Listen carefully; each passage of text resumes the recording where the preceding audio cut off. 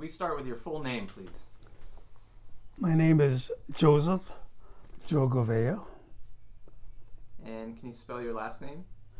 G-O-V as in victory, E-A. Where and when were you born? I was born on May 14th, 1925, And where were you born again? North Hollywood, And which branch of the military did you serve with? Army, And which unit did you serve with? 1st Infantry Division, the big red one. And you said Company B? Company B, yes. You were, The 28th Regiment. and you were a rifleman? Yes, I was a rifleman. And what years did you serve from and until? From 1944 to 1946.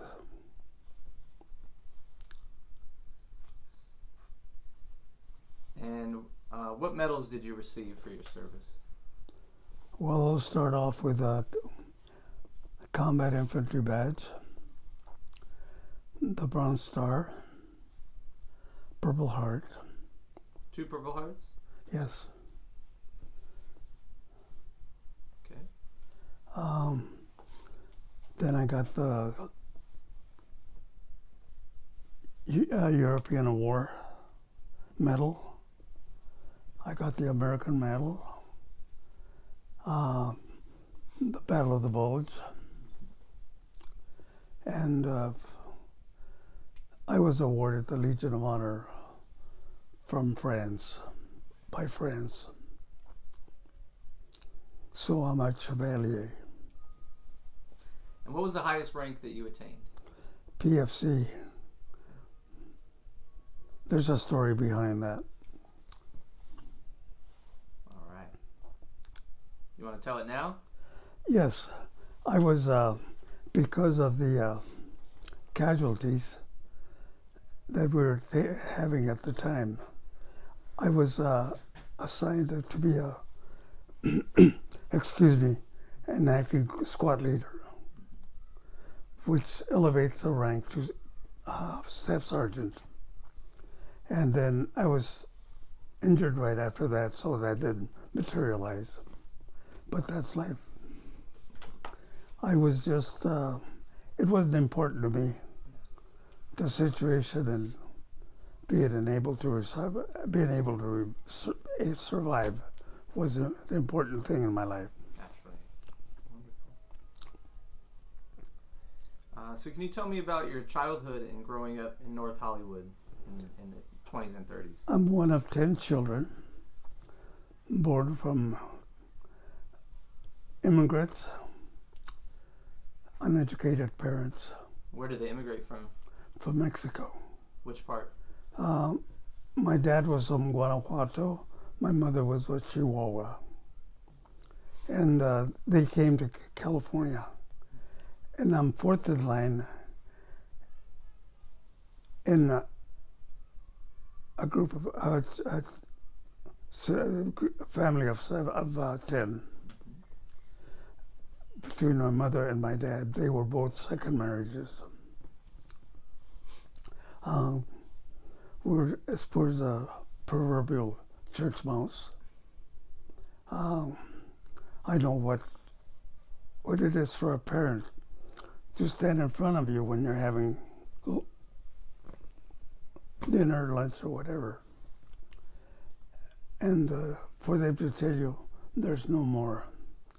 Dad would, from a very small childhood, was very well ingrained in my mind, and I always thought there's a better way of life. So I,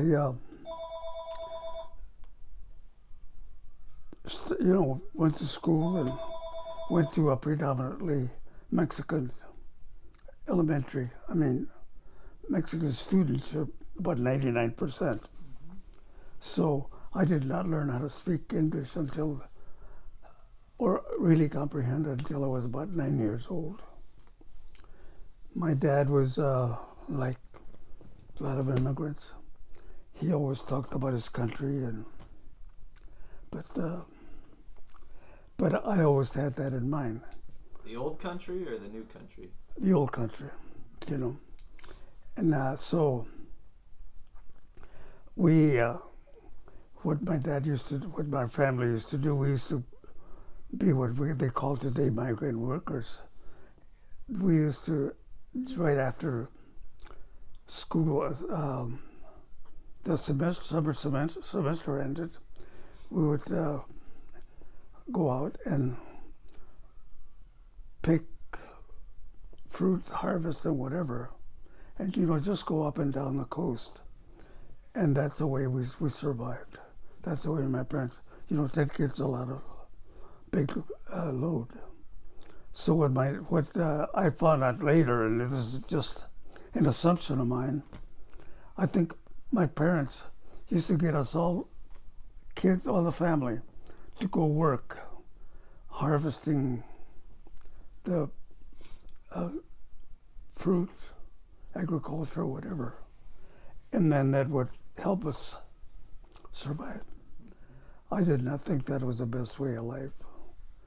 So my goal right after that is I decided that there had to be a change. My education suffered because there's times when we start going out picking fruit, including cotton, till about the half of the semester. So I would come in at the fall semester and I would be behind.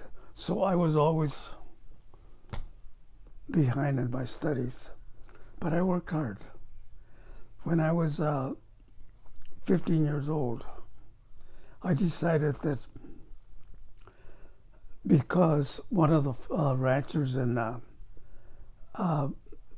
Manteca, California, told me one day, he says, if you ever want a job, I'll give you come to me. And he's talking about the 15-year-old kid. And so I decided to drop out of school right before I was 16. I went to work with a rancher, and I worked real hard. And then when I was almost 18, I got my notice of the draft. And so I went to the Mr. Porter was his name. I went to Mr. Porter, the rancher, and I says, I'm going to have to be leaving. And he says, why? So I showed him the card. And he says, how do you feel about it? I says, it's my country. I'll go. He says, you're a very good employee. And he says, we're at the peak of the harvest.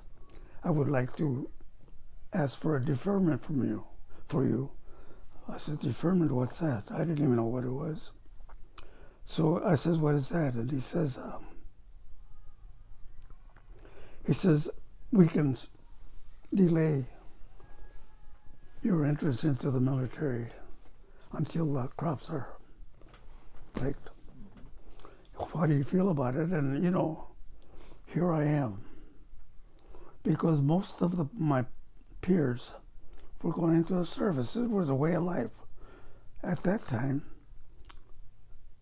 you were expected to serve, and you were willing to serve. And then I thought about my family, and I said, you can ask for a deferment. I didn't think I would get it. So I stayed behind, and that's one of the reasons I was inducted March 31st, which is coming up. And so I was deferred, and then I went into the service. But life was, living was very, very, very hard. Were there nights that you would go without eating? Or did you guys always have food for everyone? We always managed to have food, and some of our food was some of the wild weeds that are grown here. They call it. Anyway, I used to go to the orange groves or the surrounding area and pick it. It was like spinach. Tasted just like spinach. It's a wheat that's got a sort of a reddish undertone, and but I remember people in the community borrowing food from each other. I remember my mother talking to her neighbors, or neighbors coming over. Do you have tomatoes? Do you have potatoes? Do you have beans? Do you have rice? You know, it was an entirely different type of life. So the community would bond together. Yeah, the community was very close together. Yeah. So when I came back, you know, when my time was up, I came back home, and I was inducted March the 31st of 1944. A total different way of life.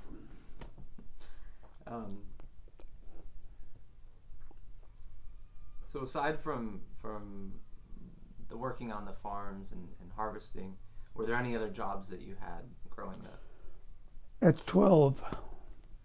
age 12, I was playing out in the street with another fellow. We were playing whatever it was. A car stopped by, and there was two ladies. I'm going around the block, but I think it's important. And they said, "What are you doing?" I said, "We're playing. Would you like to have a job?" 12 years old. Job? Well, they happened to be two ladies that had a turkey farm, and they were looking for kids to clean up the pens. So that was my first job. I went over there, and I thought nothing about it. You know, they told us we want these pens cleaned and everything. So this is the reason I'm going around the block.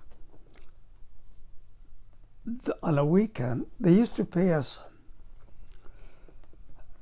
very, very, I think it was 25 cents. Economy was different. The first weekend, they wanted to work on a Saturday, and they asked us if they could, because they would pick us up and take us home. Pick us up to go to work and take us home. And so on Saturday, they came and said, "You'll have breakfast with us." So Sammy and I, the other fellow, went there, and you know, they set us there, and they had a fork and a knife and a nice plate and eggs, potatoes, bacon. How are we going to handle this? That got so ingrained in my mind that, I mean, I couldn't. So he looked at me and I says, "Let's wait till they come and join us." So the husband was a barber, had a barber shop, and he was getting ready to go to work. So they sat there, you know, and they said a prayer, and then they started to eat. And I told Sammy, just, you know, later I told him, "I'm glad you just watched." And it was totally, and I thought, this is a way of life. Does that tell a story? Something to aspire to. Yeah. So earlier you mentioned a friend of yours, David. Yeah, David Gonzalez. Yeah, do you want to tell me a little bit about him? I knew David. This is very interesting. I'm saying it because it's related. David, I first knew David as David Duarte. Then I knew him as David Maldonado. Then I knew him as David Gonzalez. Of course, I don't know what the history, but to me, means that he did not have family life. David was a very calm, unassuming person, intelligent, and we've gone to school. We were, we were friends, and then we were delighted when we were drafted and we got to work together. So David, when I came back and found out that David had been awarded the Medal of Honor, he was the first Medal of Honor winner in Southern California. And here I know the man. But David never got all the benefits. David's family never got all the benefits of life that a Medal of Honor man wins. David Jr. was born right before we were drafted. And I met David Jr. But maybe 10, 15 years ago. And he's very involved in the Veterans Affairs and whatever. So I asked him, I says, did you get any work on the benefits? He said, he says, my parents did not know anything about it. So I don't know if you know this or not, but if you're a disabled veteran, your offspring will get tuition-free college. Did you know that? I did not. I didn't either until after my girls, I have 3 daughters, after they were out of school. So that I asked David that. I says, you could have gone to college, you could have had this and that. He says, my parents never got any of that, which I think is sad because of the lack of, I hate to use the word ignorance, but that's what it is. But David, there's an article right there on him. You grew up with him? I grew up with him. I also, there was another Medal of Honor winner, Walter Ehlers, who coincidentally was in the Hurricane Forest when we were both injured, about a quarter of a mile apart. Same location, same injury, same location, almost the same time. I call that very ironic. And I found that out when one of the celebrations that they had at Forest Lawn. Walt was the keynote speaker. So I walked up to him and, we were both with a big red one. And so I told him, he says, did you get up, were you hurt? And I said, yeah. And I told him I was in the Hurricane Forest. And he said, so was I. And they compared notes. And I thought, whoa. Right around the same time. So you mentioned that you dropped out of school. You were probably about in your sophomore year, freshman, sophomore year, about 15. Yeah, sophomore, yeah. So that was probably right around the time that Pearl Harbor was attacked. That within the same year or so, 1941. Yes, I have a story to tell you on that too. Please do. I was sitting at a neighbor's house, the couch, listening to a football game between the Chicago Bears and the Washington Redskins over the radio. And then they said, newsflash. And they announced, Pearl Harbor has been bombed. What's Pearl Harbor? Where is Pearl Harbor? And then they talked about, Roosevelt, after the president was going to speak and all that. And I never forgot that. I was sitting there listening to a football game, and I thought to myself, the war will be over. I don't have to worry about it. I was wrong. So that's where I was when Pearl Harbor was bombed. So you never imagined that you would end up going to fight yourself? No.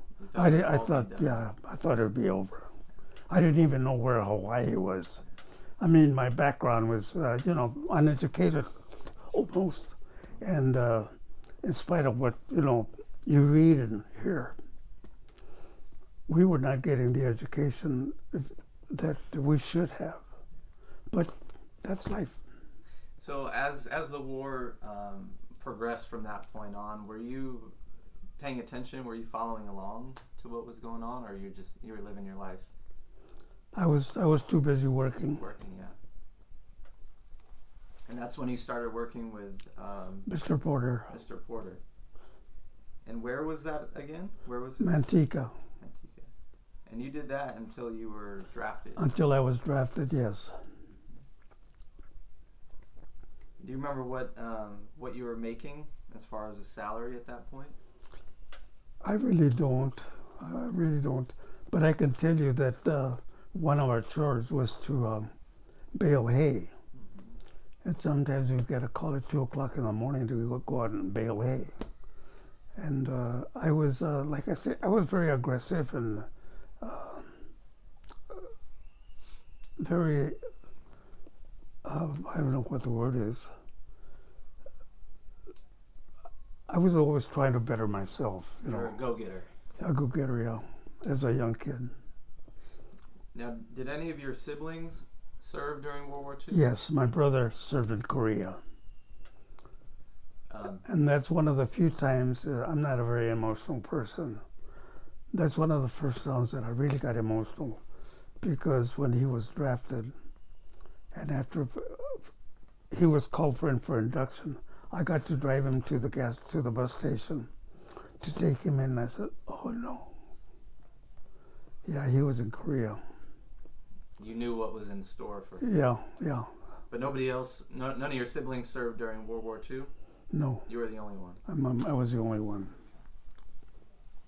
It was not uncommon for the family during that time, for a family to have 2 or 3 or 4 or 5, large families, members in the service at the time.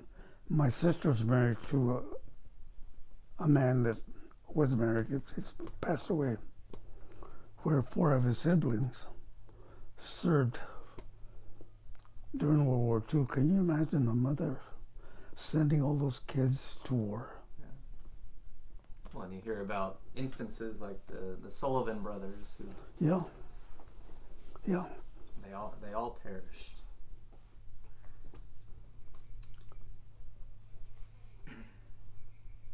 So tell me about the day that you received your draft notice. Did it come as a surprise to you? No, it was something that was expected. And I found out later, and even in Manteca, if somebody was 18 years or so and not in uniform, he was sort of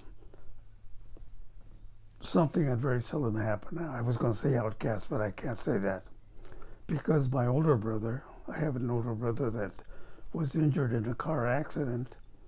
The car rolled over his hand, and he was declared, they had a classification, 1A. He was 4F, so he didn't go to war. So he was one of the ones that didn't go into the service. So my older brother didn't, I did, and then my next brother also did.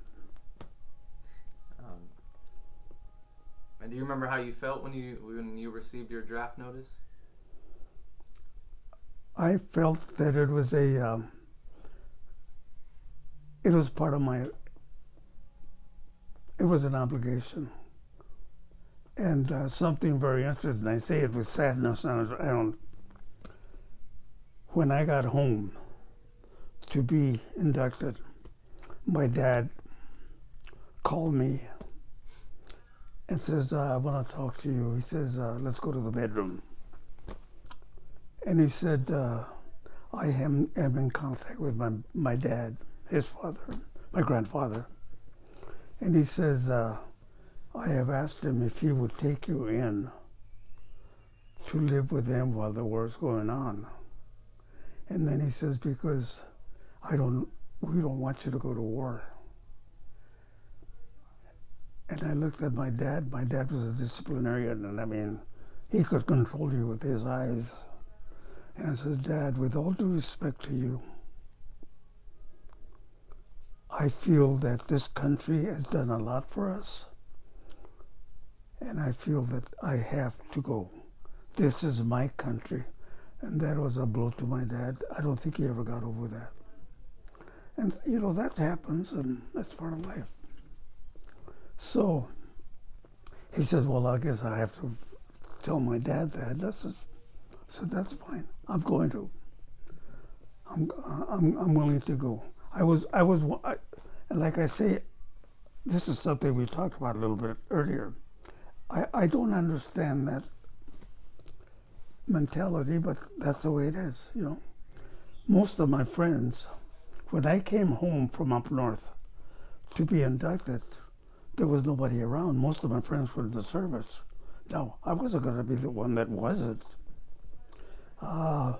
Two or three of them, some of the rowdies in the barrio there, the gangs, fled and were draft dodgers. And I never had any respect for them. And I ran into one of them about 30 years later in Tijuana.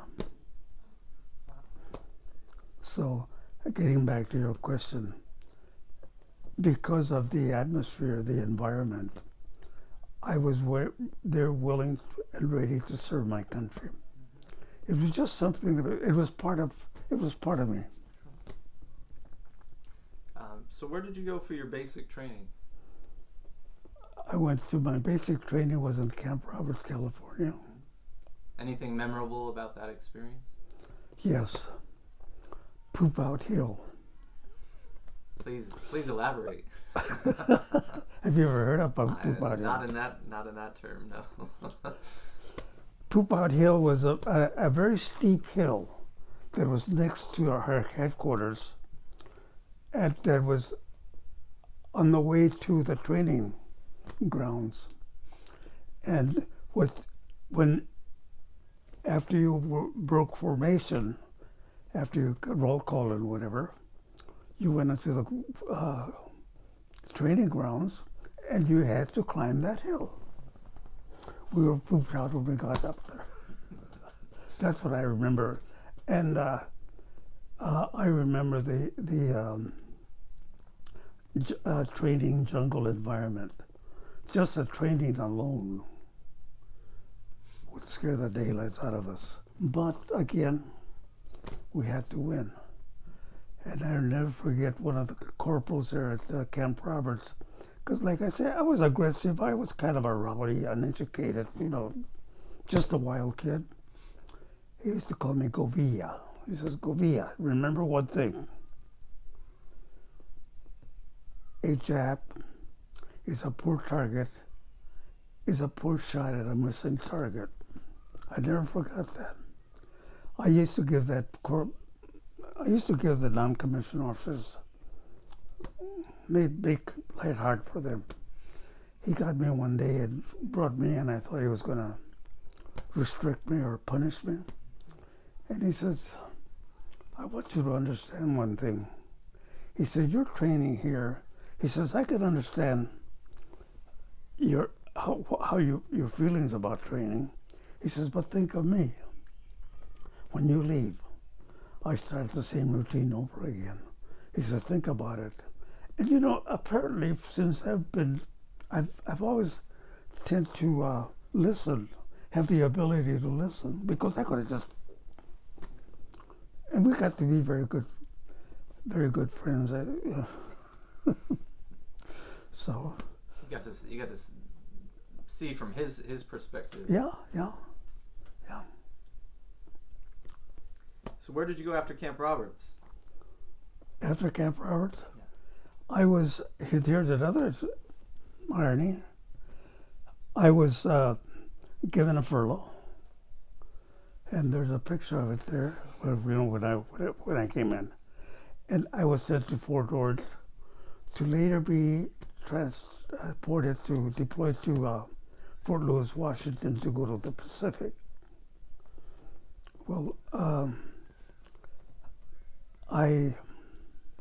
because of my behavior, was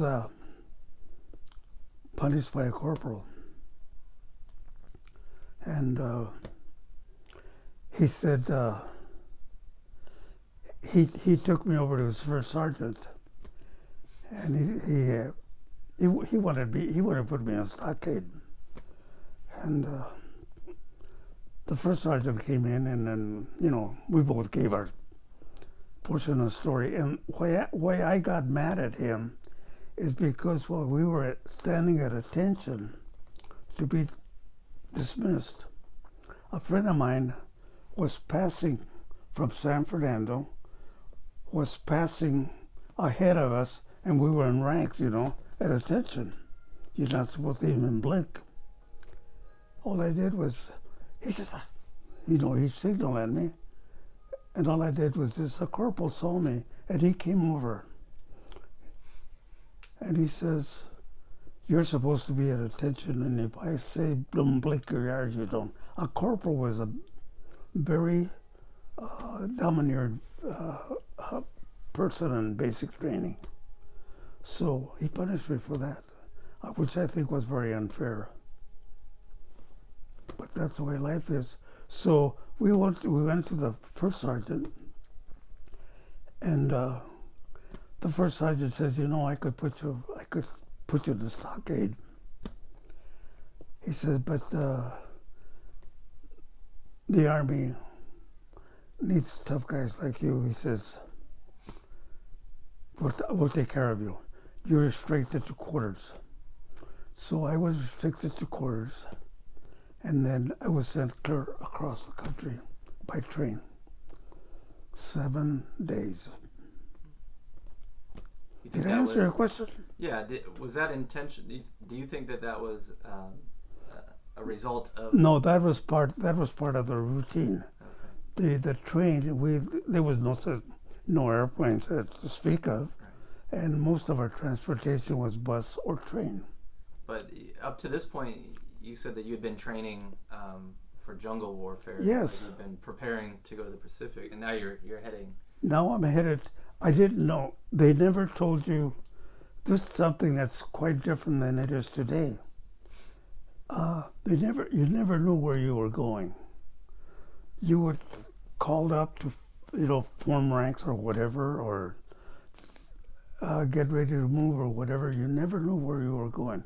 So I did not know where I was going. All I remember is that at night they used to pull the shades down on the train. So, and I've always been able to strike friendship with people. So I just figured that's part of life. Were you the only one that was sent across country, or was everybody else in? No, I was the only one. So do you think that was part of your punishment to be? I think it was. They wanted to get rid of you? I think it was. Because some of the others went to the Pacific, and some of them were in the train right behind me, so it might have been part of the plan. They just you got separated. Accelerated it. So where did you arrive on the East Coast? Camp Shanks, New York. And how much time did you spend there? Oh, see, this is where it starts to get foggy. Sure. I would say we arrived at we were sent to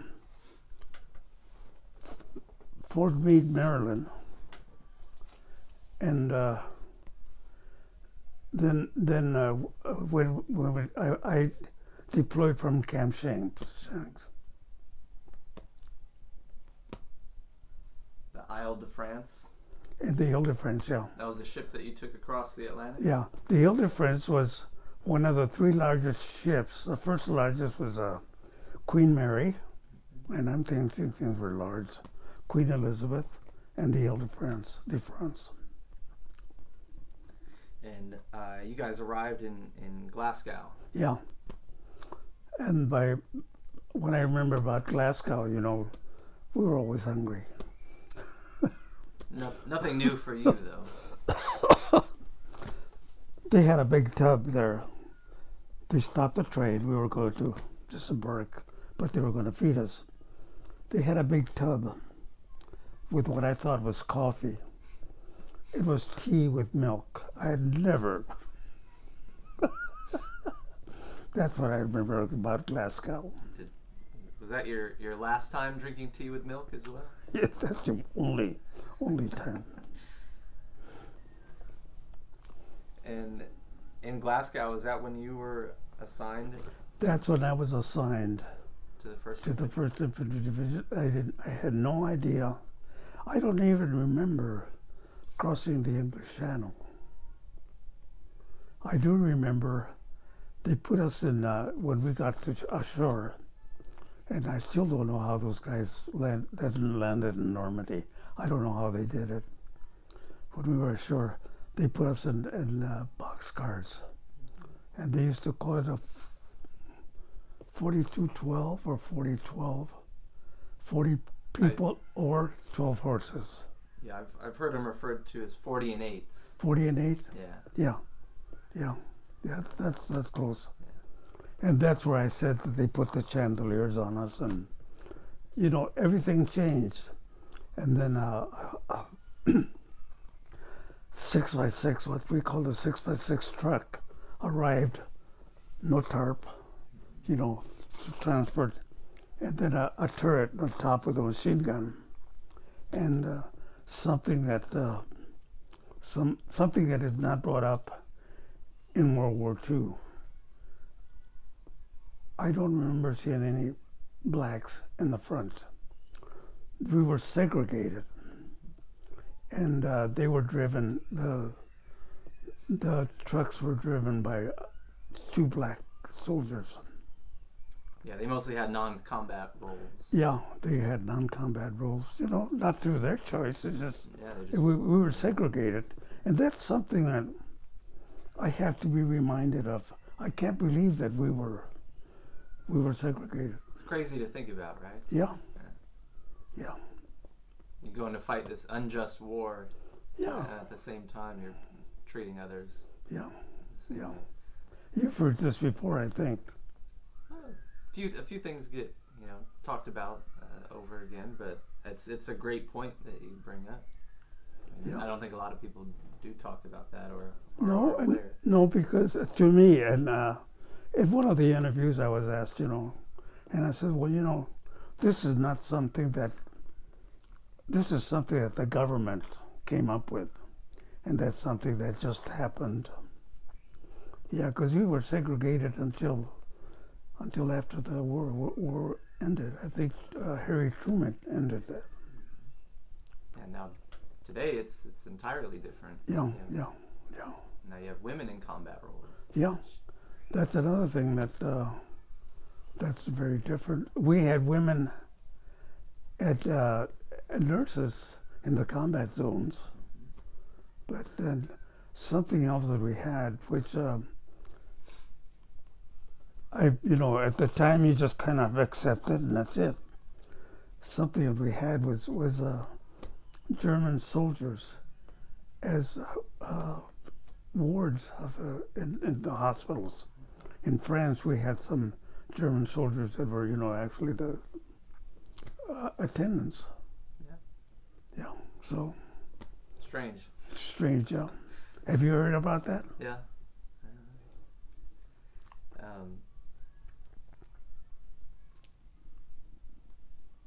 So when did you have your first combat experience? My first combat experience was somewhere, and I want to say I don't know whether it's Belgium or France, and it was starting to get cold, and I never knew that I could dig as fast as I could to dig a foxhole, and we were at the time we had the Germans on the run at that time. That's before the breakthrough of the Battle of the Bulge, and so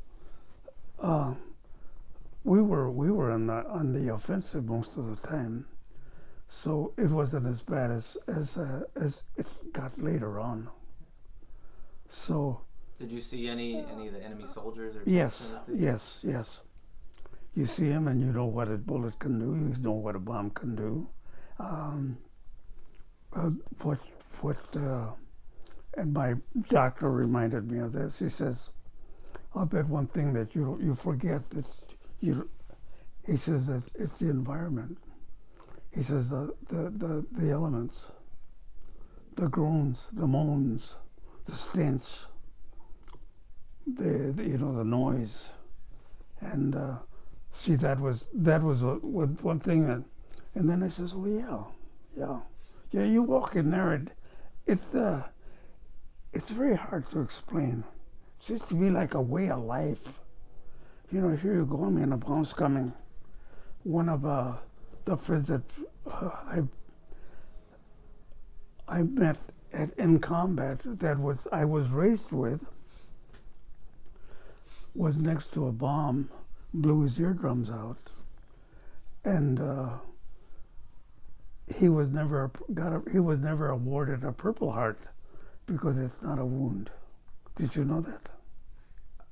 I, I did not know that, but I'm not surprised. And he is the one that told me that we got the Bronze Star. I don't remember. You know, it was so horrific and so you don't even want to think about it. But some of those things, one thing that was that I was very concerned about is whenever we went into a forested area, especially at night, and it would rain, you know, you were always aware of your surroundings. And it's, you know, like I say, it's hard to explain. Something that I left out, when I was inducted, there was about, I'm backtracking now if I may. When we got on that bus to go into Fort MacArthur where I was inducted, there was 5, 6, or 7 of us from my neighborhood that I had joined with, you know, as a draftee now. And this is very interesting. Out of five of us, David Gonzalez was killed, got the Medal of Honor. 2 of us got Purple Hearts. One of them was a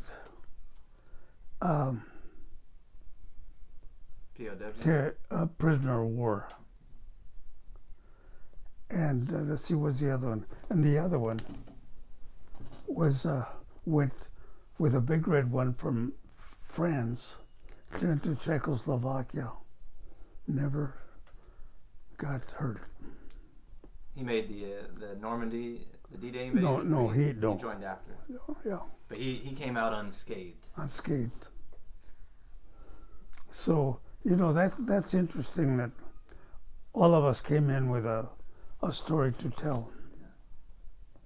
And some every once in a while, like right now it's coming into focus. We used to have a fellow, but he was 5. I used to be 3 inches taller. He was one of the smallest guys in the service, and he was assigned the Browning automatic rifle. You know what that is? Yeah. He was a BAR man, the smallest guys. And I remember, heavy guns. Yeah, and I remember him struggling with this guy, advancing with us, and he got wounded. You know, but that's interesting. War. You're probably hearing things that you haven't heard before, just like I would be if somebody, yeah. Oh yeah. I've learned a lot, to say the least. But I understand it takes a certain amount of luck. Yeah. You know, to evade. And I saw the unscathed, my unscathed buddy about 40 years afterwards. You know, because everybody just reaches first. We were on a tour with Shirley, and he came over and he says, "I haven't seen you in a long time." So he started to ask me about, you know, the situation in Europe. There was a fellow sitting next to him, taking it all in. Then he wanted to interview us. So, you know, but that's the way life is. You mentioned earlier about getting strafed. When we were advancing, right before we advanced, the Air Force would come in and try to get rid of the enemy to get him to move back. Well, somebody miscommunicated, and we were moving so fast. I'm not, I even hate to use the word. We were at an unexpected rapid race that we were getting ready to advance when I saw these planes coming in, and I could see the face of the pilot. They just go with the 50 caliber guns, and when the guns when the bullets hit the ground, it was like somebody pounding the ground with a sledgehammer. And here you see the face of this guy. You're down here. He's shooting at you. Why did he miss? But they just strafe, and they gave a couple of rounds. That was a horrific experience. You never forgot that one. Yeah, we were strafing. You got your own men shooting at you. It was our American P-51s shooting at what they thought was the enemy. It was ours. I understand that happened before. Have you heard about that? Yeah, I've heard a few stories of friendly fire incidents. Yeah. And the Germans were very good. The German was very, very well trained. And what they tried to do, instead of us having a direct cross front line, they would try to get us to kind of round off a little bit so we would be shooting at ourselves. Yeah. They had a very, very well trained. They were very well trained, of course. They were losing a lot of people. This talks about a liberation of Americans from German POW camps. That was another experience that I'll never forget. Do you remember where that was or what camp that was? No. I think it was in Belgium. And they told us, our squad leaders told us, we're going to be coming close to a camp. They didn't say prisoners. I said, they'll have American prisoners. We want you to stay away from them because until they're detoxed, I don't even know what the word meant. So when we got there, the Germans fled, and these guys started to come out, and some of them were like walking skeletons. I mean, I couldn't believe it.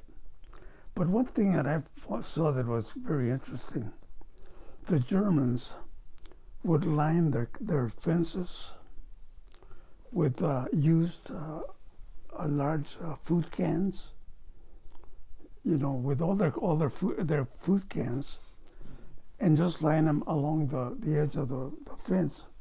So if somebody tried to escape, they would hit them, and they would warn them inside of the fact that they had their watchtowers. Have you heard of that one? No. Yeah. Yeah. So was there...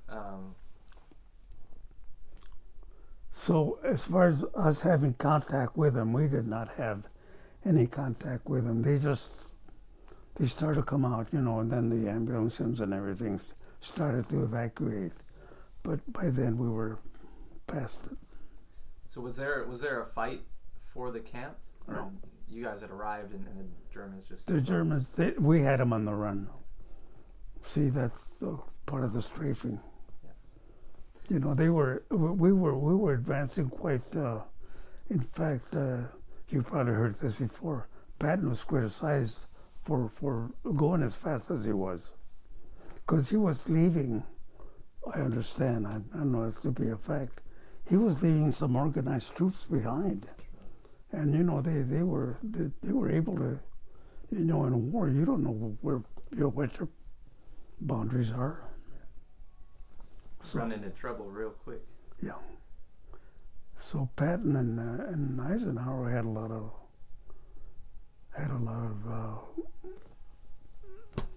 you know, there was miscommunication, and they Patton was very aggressive. So what was daily life like for you? You mean in daily life in combat? Mm-hmm. Okay. There's no night and day. You're under guard all the time. Your food, this is interesting. Have you ever heard of a sea ration? Okay. You had your sea rations later on, and see, this is like, I see it gets foggy. We always had sea rations, so they'd give us 1, 2, or 3, and then we'd get. Have you seen the can openers? Mm-hmm. There's one there, and we'd have a sea ration, and then later on, we got what they called a D, I think it was. It was a chocolate bar with crackers. Something was always available to us was cigarettes. Raleigh cigarettes. You heard that, haven't you? I got to be a very heavy smoker. So, and you were always on the lookout. One thing that, and it's psychological, whenever we move and then advance, the first thing you would do is dig a foxhole. And the depth was you try to do as much as you could, and you just wanted enough to be covered so that when they shot, they wouldn't. So it was just jumping from foxhole to foxhole, but we could see the Germans in some, especially when we were in high ground. One time we were in high ground and we could see the Germans right below us. So, and night, we always had make sure that one of us stayed awake. And, when you have to go potty and all that, it's just out in the open. Something that people don't even think of. That's what I think about when they talk about women combat. I mean, when you want to. So, it was, and then the weather. If it rained, your foxhole would get full of water. And your overcoats were wool. They get wet. And especially we went through like I say, I don't know where I was. I do two places that I remember being is the camp, the prisoner of war camp, and the Siegfried line. And because, I knew that we were crossing and we went into Aachen. And we saw Aachen bombed for about 2 weeks straight. And then we were all of a sudden hustled in. And I'll never forget, we were going back into combat. The 9th Division had replaced us when we went to R&R. We went to Aachen, and then we went into R&R. You know what that means? Rest and recreation. Yeah. And then they called us when we went back to the front. I asked one of the guys how it was, and one of the guys told me that they replaced 2 of us with 1. And I attribute that, I don't mention it very often because I don't know if it's true, to the Battle of the Bulge. The Germans knew that we were, kind of diminishing our little thin. True, yeah, our offense. And when they came back with vengeance. So, am I answering your question? Yeah, absolutely. Please continue.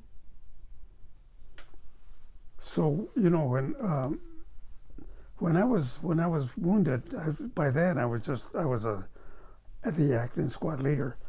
So we got. Had your squad leader been wounded? Yeah, I was an assistant squad leader. But you said you were acting squad leader. Acting squad leader. So was your acting squad leader? Was the previous squad leader, was he wounded or killed or? I don't know. That's another thing we never know. Something that I tell people that it's hard to believe. I didn't see very many wounded soldiers. You know why, don't you? Are they all behind you? No. Why? Our army had the bodies. They would get these mattress covers, single mattress covers, and pick them up as fast as they could. And that was my thinking is to keep from demoralizing the troops. You'd get a little discouraged if you saw somebody. I saw some guys, get killed, but I mean that was kept to a minimum. And I can almost say that it's possible to advance without seeing a man, one of your buddies, and plus the German soldiers. Or what we get them is mostly the bodies, which usually try to cover their face, because of it. But it's not an easy sight to see. Yeah. So when I was wounded, we got together. When we got together, another thing that you have probably been told, whenever we got together for conferences, for discussions, we were asked to stay 5 feet apart. So they would get us all as one shot. So we were told we got together in the morning, and we were given the password. You've heard of that, haven't you? You know why we had a password? The Germans were some of the Americans that left the country to fight for Germany. German Americans were infiltrating our troops in American uniforms. That was scary. So I was, we develop a password every day. If you saw an American that, my name is Joe, somebody said, hi Joe, you'd give him, when I was wounded, the day that I was wounded, the word was stump. He was supposed to reply pulley. And if he didn't, he's gone. So I was going around foxhole to foxhole, giving the password when a sniper got me. And he got me in motion and hit me in the hip with what was I understand is illegal. A dum-dum. You know what a dum-dum is? A dum-dum is a bullet that the Germans were scoring, so it explode on contact like a hollow point. So do more damage that way. Huh? It would do more damage.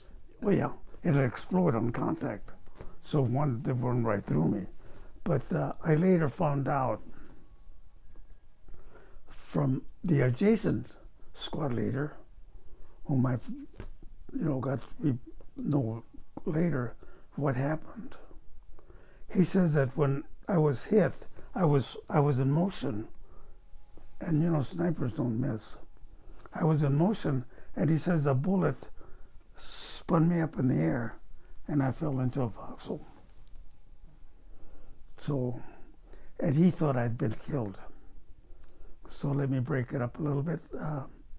One day, about 10 years after, or so after, I got home, my wife and I went to shopping, payday, go to the market. My wife comes over to me and says, there's a man over there that's been watching you. Wherever you move. And,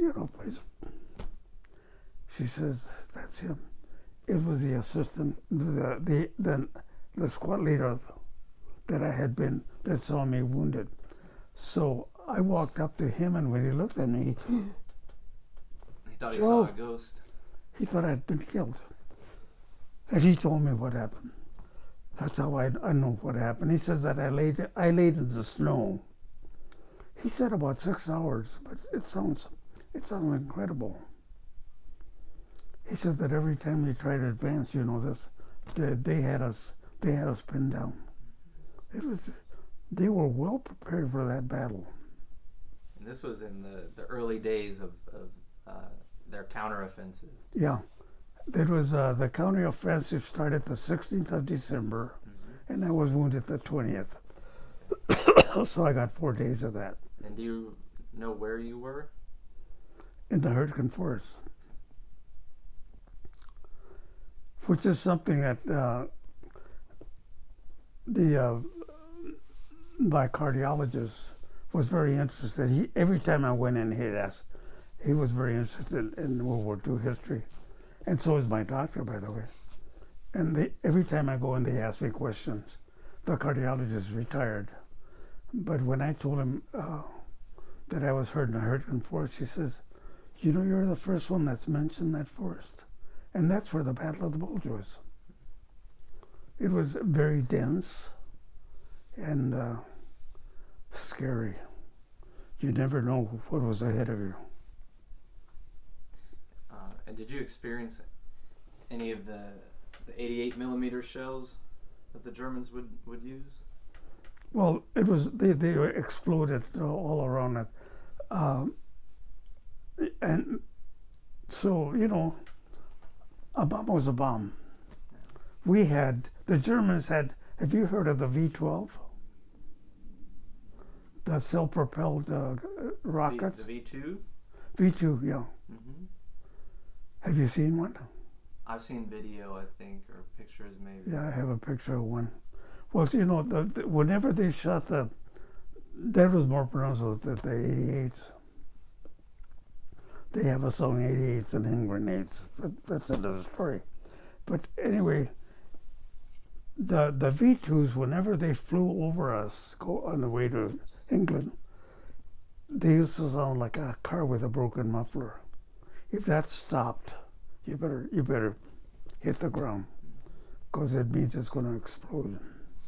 But I was more concerned about them than the 88s. It just happened. Bombs, 88s. There's no warning. No. And I've heard from other gentlemen who were there as well that the trees became dangerous as well. Yeah. Because the splinters would shoot. Yeah. And I never thought that a rocket could shear a tree, cut it all together. Just top it off. Have you, or has anybody mention a potato masher? Yeah. The German hand grenades? Yeah. That's what got me the first time. When I it kind of swished, and I hit the ground and got me in the back. Where did that take place? Somewhere. That was before this incident. Yeah. That was my first. And when we had my platoon sergeant's name was Giza. We got to be very good friends. He had been wounded several times. He landed in North Africa. The Big Red One's got quite a history. First in. Yeah. So,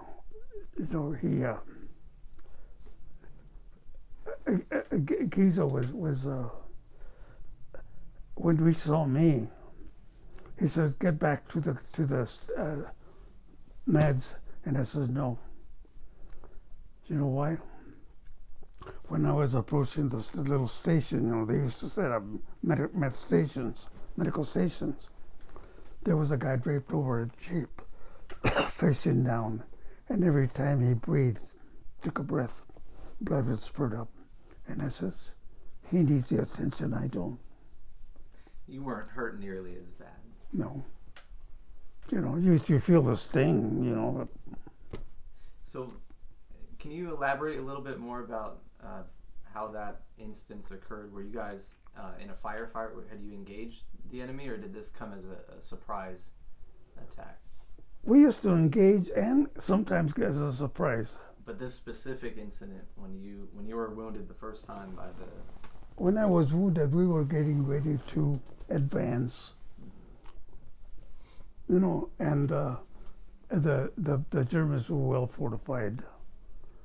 So, according to Vic, the enemy had us pinned down. We couldn't move. Anytime you got up, that's part of your question. Anytime you got up, and then they would throw grenades, and you know, and just keep on bombing. Yeah. So did you see it come in towards you, or did it just catch? Just happens. Just caught you by surprise. Yeah. And this was before you guys reached the Siegfried Line? No, this is after the Siegfried Line. Okay. We crossed the Siegfried Line. We went into Aachen, and then we're sent back to Belgium, to the to the Hurtgen Forest. The Hurtgen Forest, I think, encompasses several countries. The Ardennes, they call it. So, do you think? So I was hurt in the Ardennes. The first time. The second time. Okay, but on the first time you were wounded, do you know where that took place? Was that in Aachen? Or was No, that was before Aachen. That was before the Siegfried Line as well? Before the Siegfried Line, yeah. So could it have been in France somewhere? Yeah, could have been France, Belgium. Okay. See, it was northern Germany. Is Aachen is, the Belgian border's right close by. Like I say, I never knew where I was. All I saw was destruction. One thing that stuck in my mind while we were being transferred from one position to the other, because what they would do, they would locate us at the vital positions, meaning where if the Germans were concentrated in this area, we could not be over there. We had to be right there. So they would sometimes transfer us in trucks. Otherwise, we walked. But I remember, and I think it was France, where we were going through a town with a lot of destruction. A white building stood up unscathed. Ford. The Ford emblem. And I thought to myself, why? But that's happened in fires, that's happened in combat, so who knows? Tried to save the American company.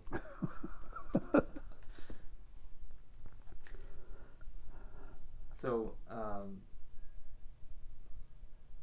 December gets pretty cold. Summers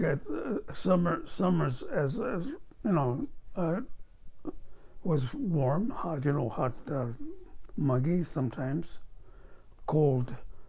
When I was hit, it was one of the during that time that they had the coldest winter ever, and it was so cold that your fingers almost froze where you couldn't pull the lever. You probably heard this before. I want to hear about your experience. And so we thought, well, the Germans are the same way. Did you experience any frostbite? Yes. When I was after I was picked up in another story, I was sent to Paris somehow, because what they did after I was hurt, they sedated me.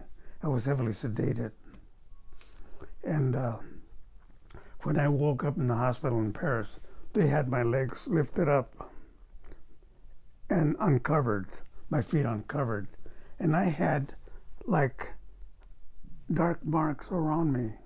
I don't know if they was a mark for to get my blood circulating, or it was, I don't know. Anyway, my toes are turning black. So I was, but to add to that, when I was in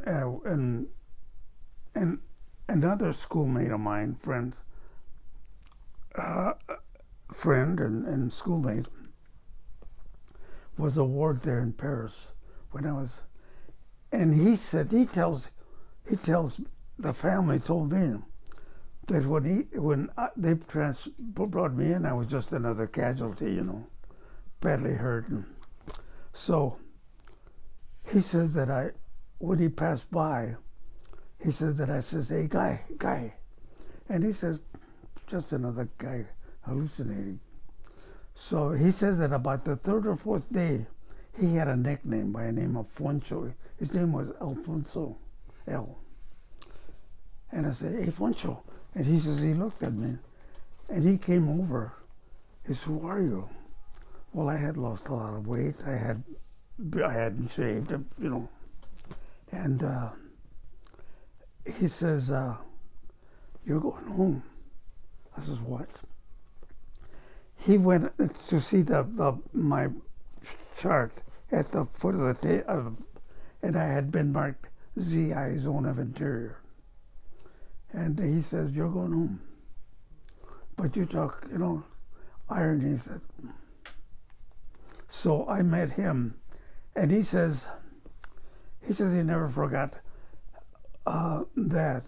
And when they awarded me the Legion of Honor, I invited him to come because he lives in San Fernando.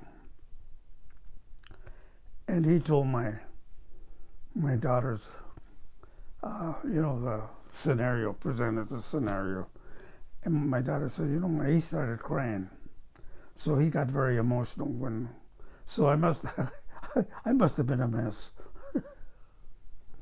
Well, I imagine you spent a number of weeks and months recovering. Months. I was wounded December the 20th. I was released from rehab May the 8th, which is a victory in Europe. It's a good day. And they had already assigned me to my old outfit. I was going back to what they call CBI, China, Burma, India Theater. So that's, that's the start of but I'll never forget that VE Day in Europe. Tell me about it. The commander who was, here I am new, I'm released, I'm being assigned and that was, should I say, immaterial? Doesn't matter. Everybody was celebrating. The commander got drunk and went around and apologized. You know what a drunk will do. And I'll never forget this. He's talking to somebody and trying to pour some cognac. And he's talking and pouring the cognac on the ground. That was really something I'll never forget. That's what happiness does to you. He missed the cup altogether. Yeah. So going back to the day that you were shot in the leg, did you think you would die? My first thought, and it's a very, very short time. My first thought was I looked to see if I was complete. That's all I remember. I remember I used to kid the medic, kid him. I said, "You guys don't even carry a gun. You don't have any." We used to kid a lot. And he used to call me Blackie. And he says, "One day, you're going to need my help." And he says, "And when that happens, I'm not going to do anything for you." He happened to be the one that gave me the shot of morphine, and I was out. And I remember kind of coming to, and I guess where the sedation wore off, And the next thing I know, I'm in a hospital bed, and I went. They sent me to France, and I don't know. I was in several hospitals, and finally wound up at in England, in Taunton, England, General Hospital, 67th, I think it was. But getting back to your question, I didn't think of dying. That goes back to what I said a while ago. You don't think of that. You're going to survive. Have you heard this from other guys? The similarities, or I guess, I don't know, the what do I want to say? The thing that I pull from it all is your mentality, your mental state, your outlook was a huge factor in making it home. I don't know if that's true or not, but a lot of the guys I talked to, they said they made it home because they always thought that they would, and the ones that didn't, they remember saying that they didn't think they would make it home. I know it's not the exact recipe for it, but I think having a positive outlook. It's interesting because I guess the best way I can the answer to that is I was not afraid to die. It's so embedded in you that your patriotism and your I don't know what the word is. Anyway, your willingness to live is there where you don't even think about it. You're concerned about the task at hand is what I was, and I saw a lot of guys come in and some of them after I came to, but they had me tied. They would my leg immobilized for a long time, and because when it exploded, it just tore everything up. I'm thinking about 5 surgeries. Was there any talk of amputation? I don't remember. But that's a lot of surgeries, and I got in trouble on the last one because Captain Meredith came over and he says I said we're going to do one more surgery, and I was like I say, I've been very cocky and aggressive and all that. You don't talk back to an officer, and I said, you're not going to work on me anymore. He says, do you know what the word insubordination means? I said, no. He said, you've just committed it. And I says, all I can tell you is it's my body, and I should have control over it. I wouldn't do that today. And that was one of the things that he tried to send me back back to regular duty, and I happened to be in the office when he got a call from his commander, the colonel, that really chewed him out. He said, you don't get personal in a case like this. At any point, did you think back to that conversation that your father had with you before you left? Every once in a while, I feel sorry for my dad, and I kind of blew it off, got it off my mind, because my dad did not know any better. Right. Yeah. I don't think that.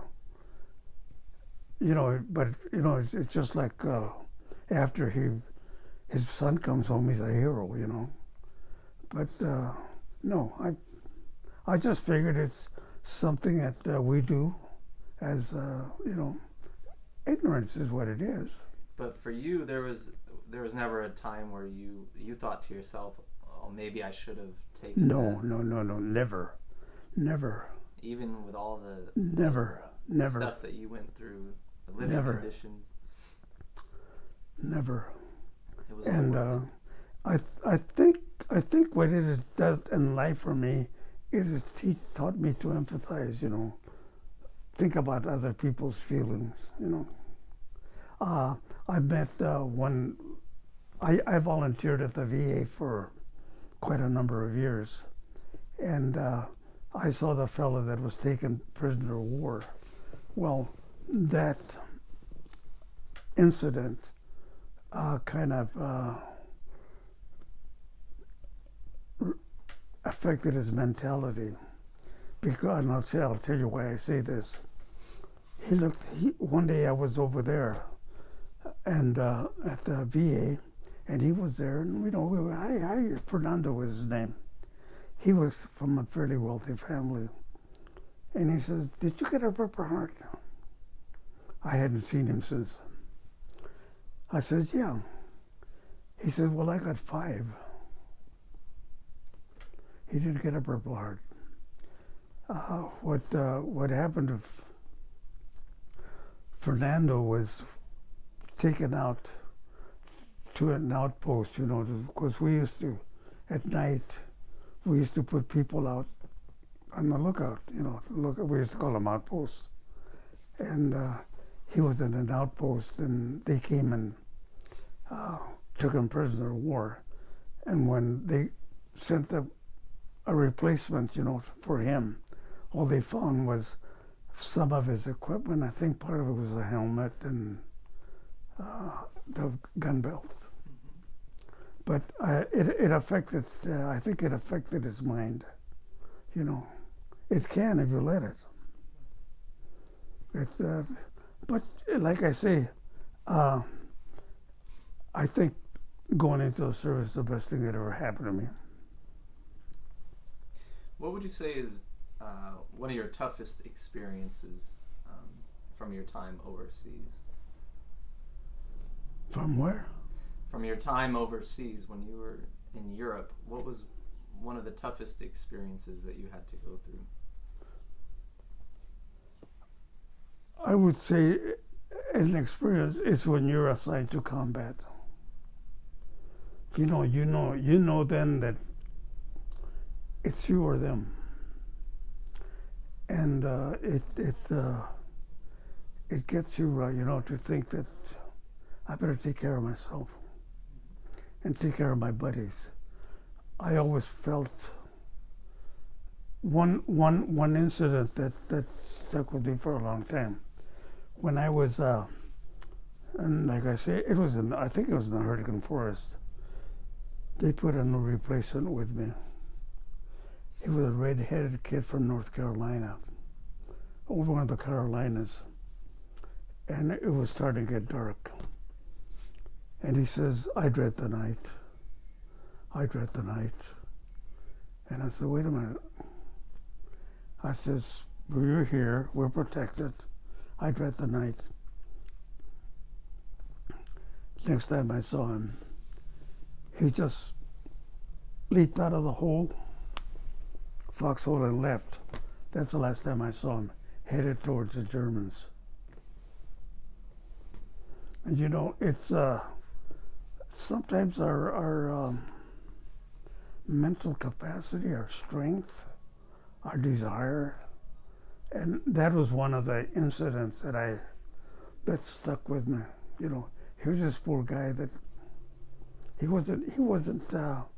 didn't have the fortitude to face it. And you were sharing a foxhole with him? Yeah, he just got up and started running towards the Germans.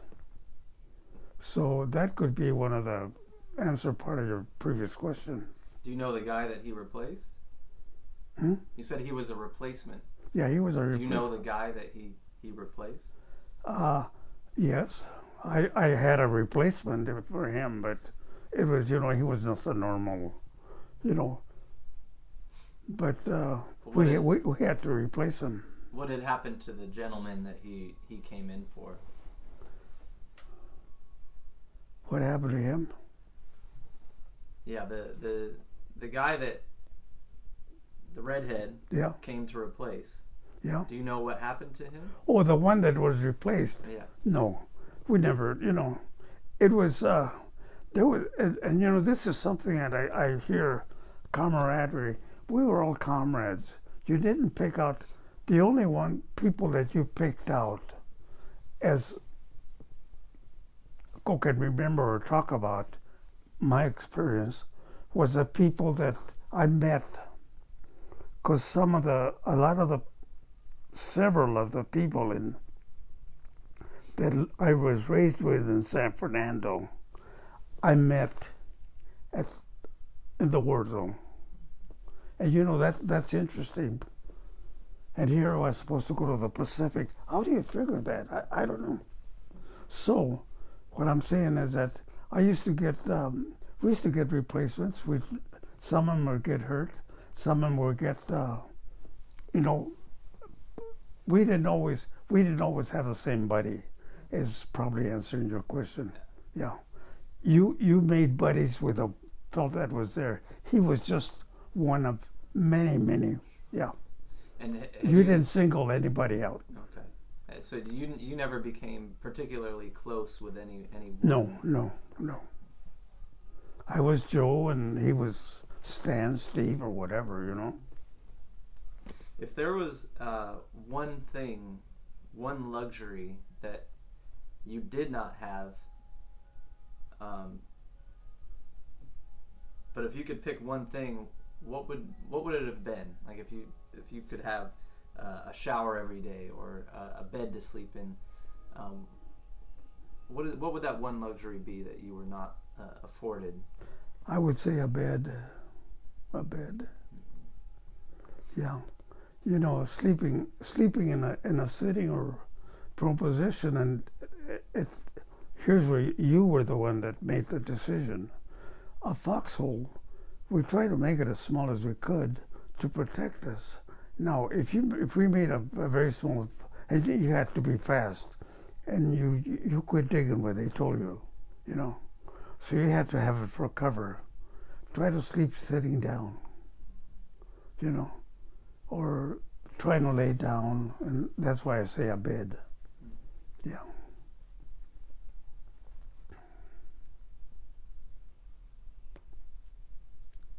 When did you arrive back to the U.S.?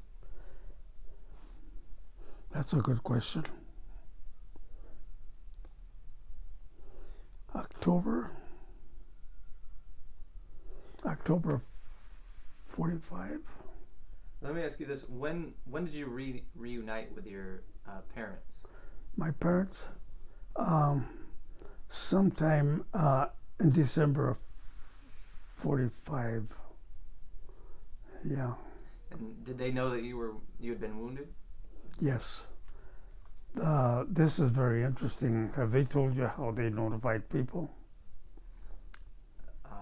I've heard a few different stories, but in our case, my oldest sister, who was very close to me, said her and my mom were sitting at their front porch like people used to do, and she says they saw two officers come in. Come approach, ask them who they were, and then they went over to tell them that I had been wounded. How bad? Nothing. They were just there.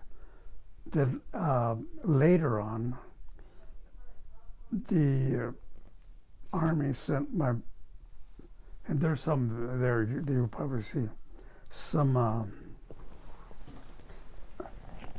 postcards.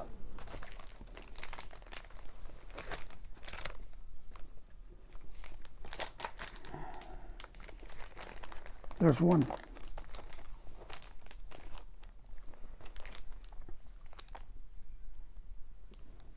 See it? Mm-hmm.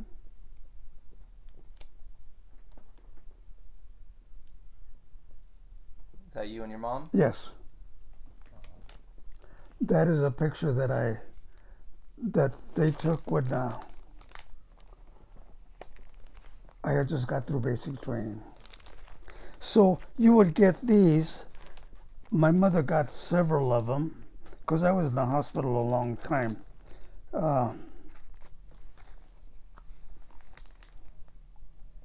There's another one. Oh yeah. So she'd get updated with Yeah, they would update you. your progress. There's your selective service notice.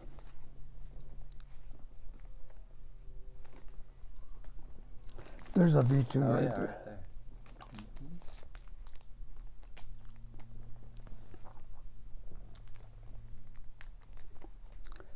But there were several of these.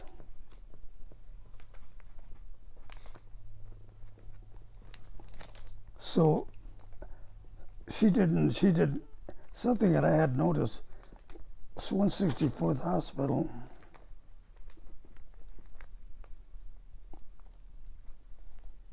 Doesn't say it here, does it? 4108. Yeah. So I was in several hospitals, and that's how we were. That's how they were. They never. They just said that progress was being made. They didn't give out too much information. No. You've heard of the V mail, haven't you? Mm-hmm. Yeah. And we never disclosed our location. I was always somewhere in England, somewhere in Germany, somewhere in France, somewhere in, never knew what was going on. Which I think is better. I don't think that, I don't know, I should say that.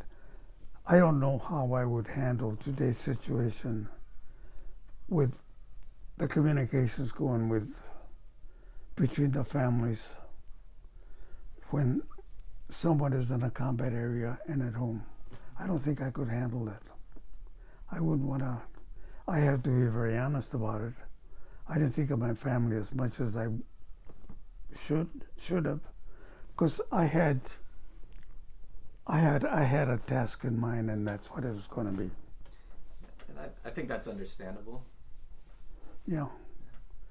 I don't, even as my nephew went in Vietnam, when they started, the communications changed, I says, I don't think I could do that. Yeah, it's got to be difficult to be able to speak with your family, and then very shortly after be in a combat situation. No. Especially with the video voice or the FaceTime now. Yeah. So was it difficult for you to adjust back to civilian life? No. I had, like I say, at first I was confused and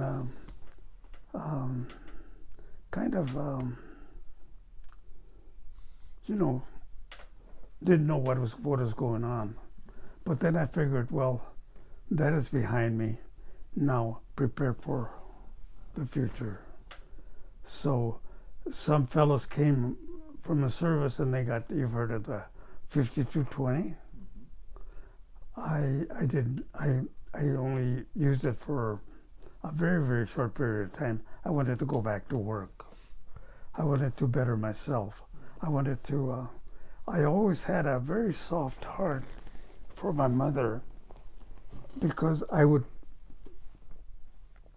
every once in a while, I would contemplate what she would say, hijo, son, no más, no hay más. And that must have been awful. That must have been awful. And I thought, if I'm ever able to grow up, get married, and have children, I want them well protected. I want them loved, and I want them to do the best. My family is my goal, a good family. So that I strive for that right off the bat. So you're saying that it was your mother was telling you that there was no more food. Yeah. There was no more to go around, and it must have been very difficult on her to. Oh yeah. Have to say that to her children. Yes. Yeah. And I was hoping that I could do well enough so that I would more, whomever I married would have to be in that position. It's got to be better than that. So that was a goal, to better myself. If there was any advice that you could give to my generation or future generations, what would that be?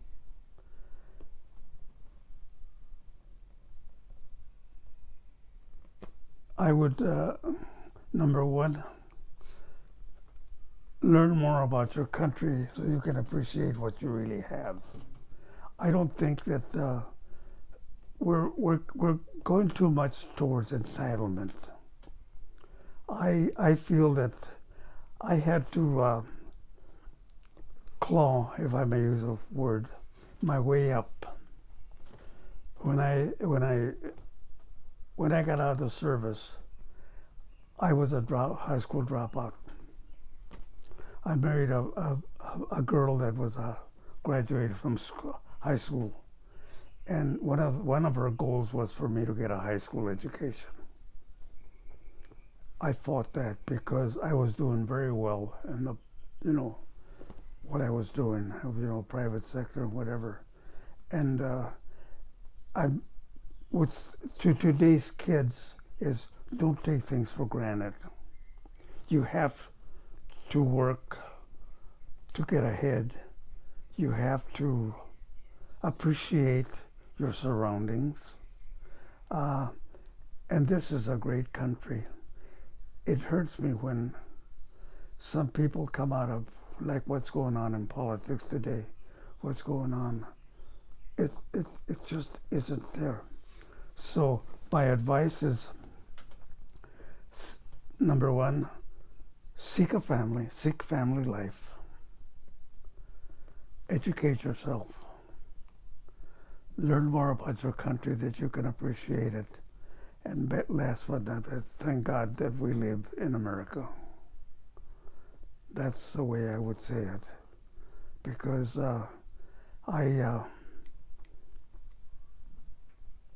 I've had some setbacks, but that would not discourage me. I love this country, and I guess the bottom line is, adopt, love, and appreciate your country.